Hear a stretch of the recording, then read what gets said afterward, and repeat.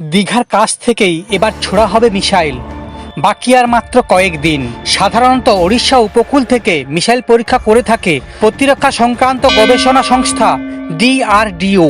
Missile নিক্ষেপ করে পরীক্ষা করা হয় ওড়িশার একাধিক জায়গা থেকে। তবে এবার বাংলার আকাশে হবে মিসাইল পরীক্ষা। সব প্রস্তুতি প্রায় শেষ। দীঘা সমুদ্র সৈকতের একেবারে কাছে অবস্থিত জুনপুট এলাকার উপকূল থেকে মিসাইল উৎক্ষেপণ করা হবে বলে জানা গিয়েছে। পর্যটনের জন্য দীঘা পাশাপাশি জুনপুটও বেশ পরিচিত হয়েছে। এবার সেই জুনপুটকে বেছে নিল DRDO। চলতি মাসের শেষের দিকেই হতে পারে সেই উৎক্ষেপণ। জেলা শাসক তানবীর আফজল জানিয়েছেন, DRDOর এই পরীক্ষার জন্য ইতিমধ্যে জমি দিয়েছে রাজ্য সরকার। সেখানে তৈরি হবে মিসাইলের লঞ্চিং প্যাড। ফেব্রুয়ারি মাসের শেষের দিকে অথবা মার্চের শুরুতে DRDO এই জায়গা থেকে পরীক্ষামূলকভাবে মিসাইল উৎক্ষেপণ করবে। অন্যদিকে একই সময়ে বালেশ্বর থেকেও ছোড়া হবে আরও একটি মিসাইল। দুটি মিসাইল মাঝপথে একে অপরকে কিভাবে ইন্টারসেপ্ট করবে সেটাই DRDOর গবেষণার বিষয় বলে জানিয়েছে জেলা শাসক। রাজ্যের উপকূলবর্তী এলাকা থেকে প্রথম এই ধরনের মিসাইল পরীক্ষা হবে বলে জানা গিয়েছে।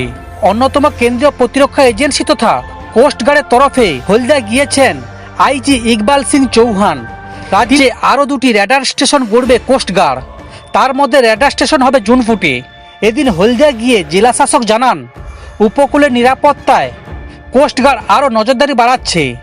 রেডার স্টেশন তৈরির জন্য কোস্টগার্ড জমি চেয়েছিল বলেও জানিয়েছেন তিনি। রাস্তাও তৈরি করে দিয়ে জাতীয় নিরাপত্তায় সহায়তা করছে রাজ্য। এর আগে 2017 সালে এক অদ্ভুত শব্দে কেঁপে উঠেছিল দীঘার বাসিন্দা ও পর্যটকেরা। পরে জানা যায় বায়ুসেনার মহড়া চলছিল মহাকাশে।